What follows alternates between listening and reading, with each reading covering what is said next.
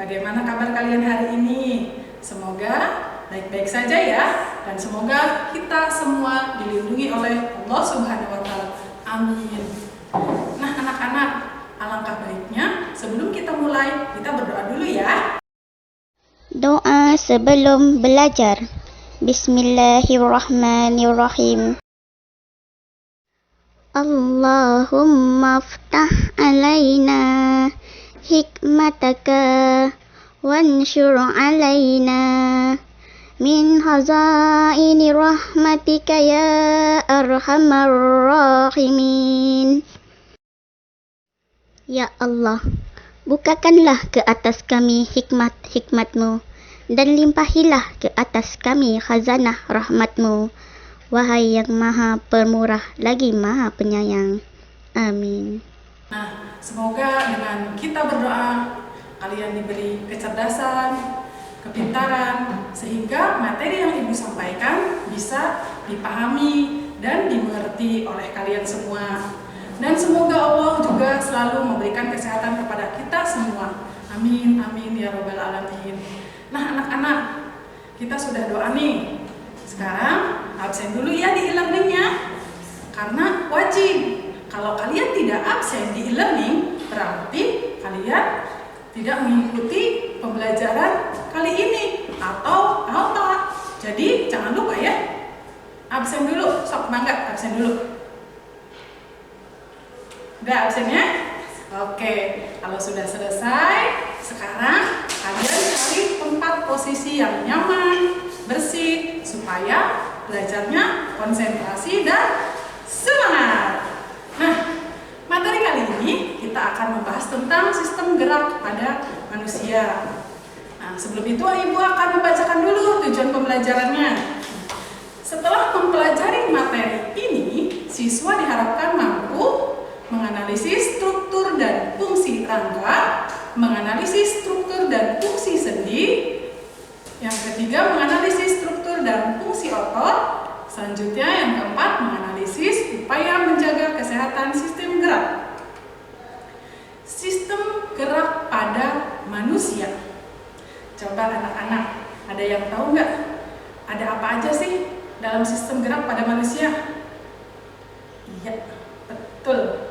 Yaitu ada rangka, sendi, dan otot. Ya. Nah, yang pertama kita akan membahas sistem gerak manusia, yaitu rangka ya. Coba, ada yang tahu nggak rangka itu apa sih? Siapa yang tadi malam sudah belajar? Apa coba rangka? Iya, rangka adalah organ yang dapat menopang makhluk hidup dan dapat membantu makhluk hidup untuk bergerak.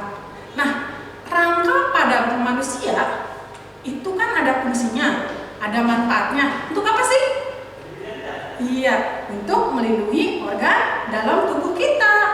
Kemudian sistem alat gerak, tempat melekatnya otot ya, dan memberi bentuk tubuh serta menopang tubuh. Nah, bayangin kalau tidak ada rangka, bagaimana kita ya? Iya, kalian bisa bayangkan. Nah, bentuk tulang yaitu ada 4. Tulang apa aja coba, ada yang tahu? Ya, yaitu ada tulang panjang. Berarti tulangnya panjang ya. Contohnya apa coba? Yaitu tulang lengan atau yang disebut dengan humerus. Yang kedua, tulang pipih. Berarti tulangnya pipih ya. Nah, misalnya yaitu di tulang dada. Tulang dada itu pipih ya, atau disebut sternum. Nah, yang ketiga, tulang pendek. Berarti tulangnya pendek. Nah, biasanya ada di mana? Iya, ada di tulang ruas jari atau disebut dengan falang. Dan yang terakhir atau yang keempat yaitu tulang tidak beraturan. Coba adanya di mana? Iya, yaitu adanya di tulang belakang atau disebut dengan vertebra. Nah, kemudian perkembangan tulang. Bagaimana sih perkembangan tulang? Bagaimana sih prosesnya? Tadinya tulang rawan menjadi keras. Oke, coba kalian lihat gambar tersebut ya. Nah, proses pengubahan tulang rawan menjadi tulang keras itu dinamakan dengan penulangan atau osifikasi. Nah, tulang rawan berisi osteoblas atau sel-sel pembentuk tulang. Kemudian osteoblas akan membentuk osteorosit atau sel-sel tulang. Nah, proses osifikasi dimulai dari bagian tengah tulang rawan, kemudian meluas ke segala arah sesuai pertumbuhan tulang. Ya, ada gambarnya? Ya, coba perhatikan. Tadinya tulangnya kecil ya. Nah, yang kecil itu tulang rawan, tulangnya masih muda. Nah, kemudian lihat, perhatikan di tengah-tengah itu masih belum kelihatan ya, masih putih, belum coklat. Itu yang di tengah itu namanya ya daerah awal penulangan. Nah, yang gambar selanjutnya itu lumayan ya, nggak kecil kayak yang gambar yang satu. Udah mulai terjadi perubahan. Daerah awal penulangannya pun sudah mulai membentuk, kelihatan ya. Kemudian lanjut ke gambar yang 3. Wah, itu lebih besar lagi ya. Dan kemudian di situ ada kelihatan ya pembuluh darah. Ya, dan yang keempatnya lebih besar lagi. Pembuluh darahnya pun ada ya di atas, di tengah dan di bawah. Kemudian yang terakhir yang kelima sudah menjadi tulang keras. Ya, berbeda sekali dengan gambar yang pertama ya. Kedua, ketiga dan keempat serta yang kelima sudah sempurna, sudah tulangnya keras, sudah tidak rawan lagi ya. Nah, tadi selain mengalami osifikasi, tulang juga mengalami penggabungan atau disebut fusi. Nah, kalian nih ketika baru lahir, jumlah tulang manusia itu ada 270. Termasuk ibu ya, waktu baru lahirnya. Namun nanti nih kalau sudah mengalami dewasa, dia akan berubah ya, jumlah tulangnya yang tadinya 270, nah mengalami penggabungan, maka ketika dewasa jumlah tulang manusia tersebut menjadi 206 ya, karena mengalami tadi yaitu penggabungan. Nah, sekarang yang kedua, sendi. Ada yang tahu sendi? Iya, sendi adalah tempat bertemunya dua tulang atau lebih.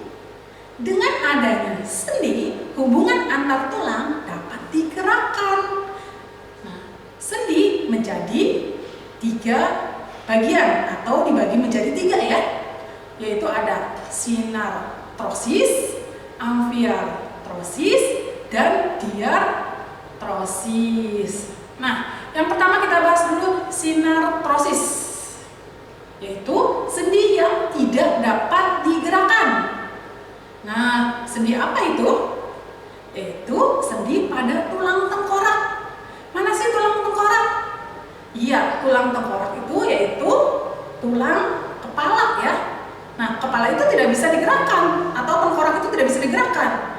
Nah, yang kok kita bisa ke kanan ke kiri bukan tulang tengkoraknya ya, tetapi dari leher. Karena tulang tengkorak itu tidak bisa digerakkan.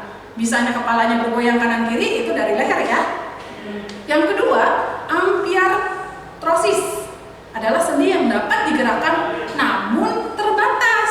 Kalau tadi sinartrosis tidak bisa digerakkan, kalau amfiartrosis bisa digerakkan cuman terbatas. Apa sih contohnya?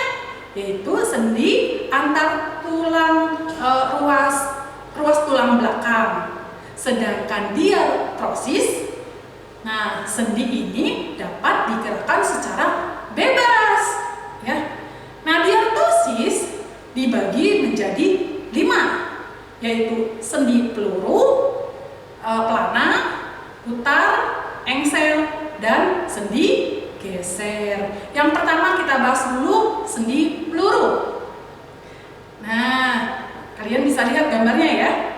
Sendi peluru, sendi yang berbentuknya seperti peluru ya.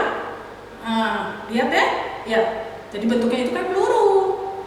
Nah, sendi peluru ini dapat bergerak ke segala arah. Contohnya, sendi antar tulang lengan atas dengan tulang belikat. Berarti ini ya, lengan atas dengan tulang belikat ke sini. Ya, kemudian sendi antar tulang paha dengan tulang pinggul. Berarti ini paha ya, ke sini. Pinggul. Nah, sedangkan sendi engsel adalah sendi yang dapat digerakkan kedua arah, yaitu depan belakang, kemudian kanan kiri. Ya. Nah, sendi engsel bentuknya seperti engsel pintu anak-anak. Nah, contohnya coba ada yang tahu di mana?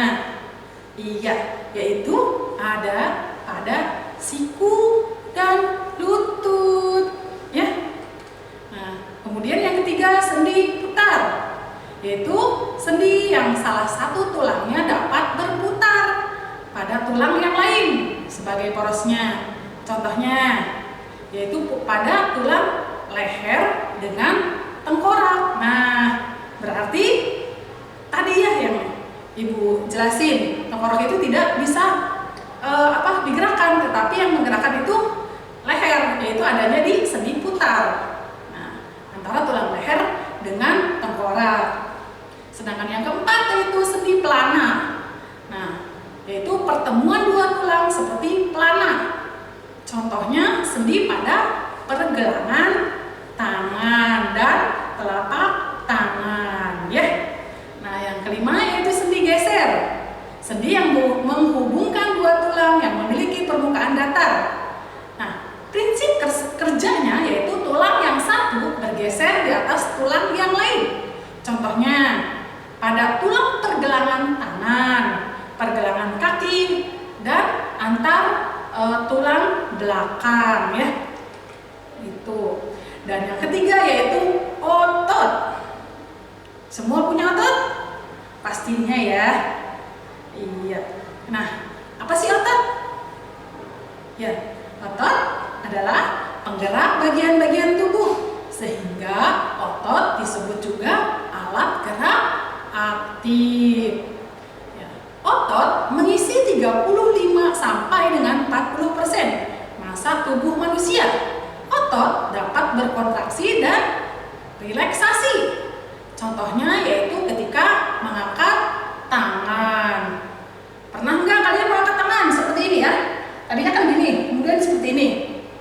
Nah, kalau diangkat seperti ini, nah ininya menggelembung keras ya, gitu. Itu namanya otot bisep berkontraksi. Kemudian kalau seperti ini, namanya otot bisep relaksasi, ya. Boleh dipraktekin deh di rumah masing-masing ya. Oh, seperti ini namanya bisep berkontraksi, sedangkan yang ini otot bisep relaksasi.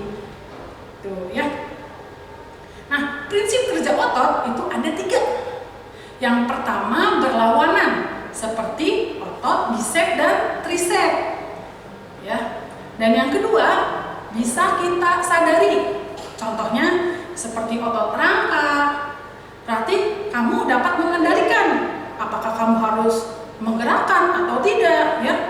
Contohnya makan, nulis, lari, dan aktivitas lainnya, ya. Berarti itu kita sadari. Kita pengen makan, ya udah berarti ambil makanan, dimakan deh. Ya, kita mau nulis, ya udah kita tulis kan, berarti bisa kita sadari. Sedangkan yang ketiga itu tidak bisa disadari. Ya, apa aja? Yaitu otot polos dan otot jantung. Tidak dapat dikendalikan secara sadar. Artinya, kamu tidak bisa mengendalikan apakah harus menggerakkan atau tidak menggerakkan otot tersebut. Contohnya, aktivitas jantung untuk selalu memompa darah ke seluruh tubuh, ya. Nah, kemudian terus kamu berhenti sih, kan nggak bisa ya. itu namanya tidak bisa disadari, jadi dia terus bekerja. Ya. Dan contoh lainnya yaitu aktivitas otot-otot lambung untuk mencerna makanan secara mekanik. Nah, 3 jenis jaringan otot. Apa saja sih? Ya, ada otot rangka, ya, ada otot polos dan otot jantung. Otot rangka adalah otot yang paling banyak terdapat di dalam tubuh. Ciri-cirinya melekat pada tulang, sel otot-ototnya bergaris-garis melintang atau otot lurik. Cara kerjanya polinter atau cepat kontraksi dan cepat lelah. Ya, contohnya kalian nulis saja. Itu kan pakai otot ya, otot tangan kan. Nah, lama kelamaan cepat lelah. Ya, nah otot rangka melekat pada tulang dengan perantara tendon. Tendon adalah pita tebal, bersabut dan liat. Contohnya penggunaan otot rangka yaitu ketika kita berjalan, berlari, dan beraktivitas lain di bawah kesadaran kita.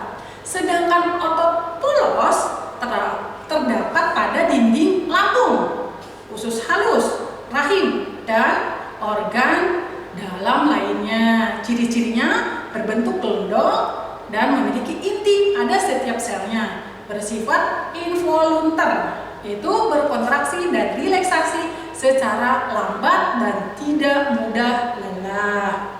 Sedangkan yang ketiga yaitu otot jantung, hanya terdapat di jantung ya anak-anak. Ciri-cirinya seperti apa? Ya, yaitu seperti otot lurik, tetapi bergelendong, bersifat involunter. Inti sel berada di tengah, berkontraksi secara cepat dan berirama.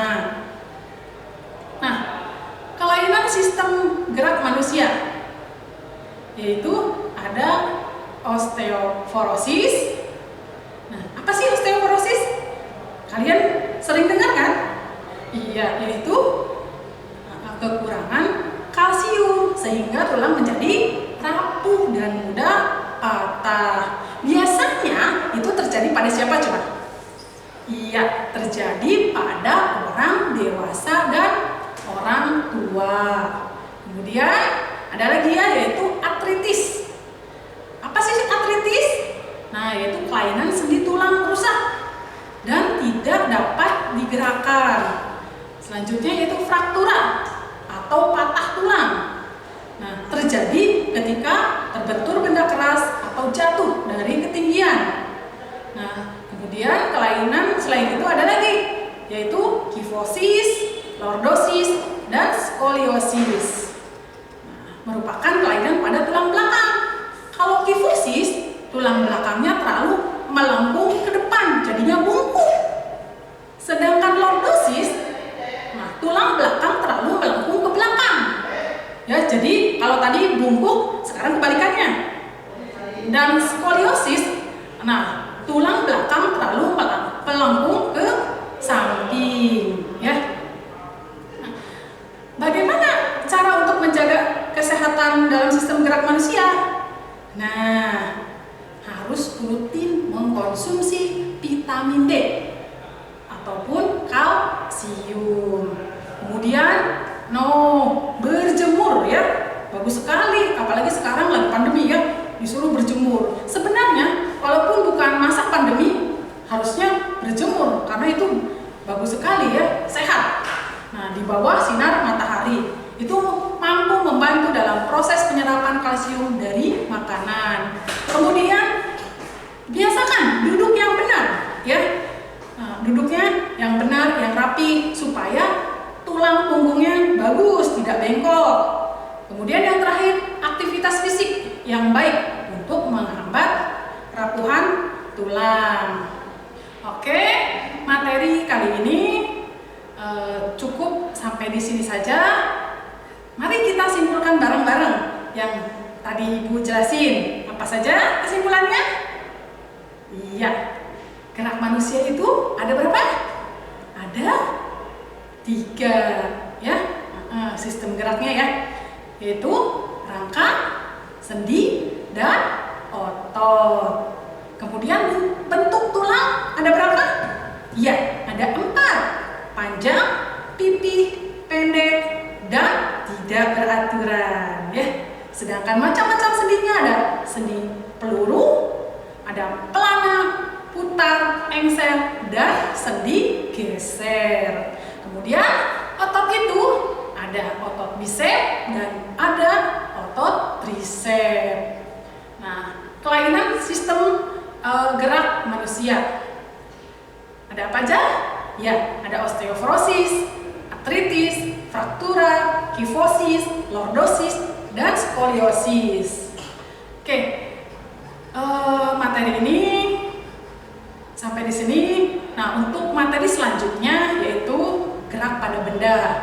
Jadi alangkah baiknya ya, sebelum kita bertemu lagi ke materi selanjutnya, gerak pada benda, kalian baca-baca dulu ya. Bisa baca buku atau browsing ya, supaya sebelum belajar kalian sudah mengetahui, ilmunya nyerap. Amin. Nah, oke. Pembelajaran kali ini sudah selesai.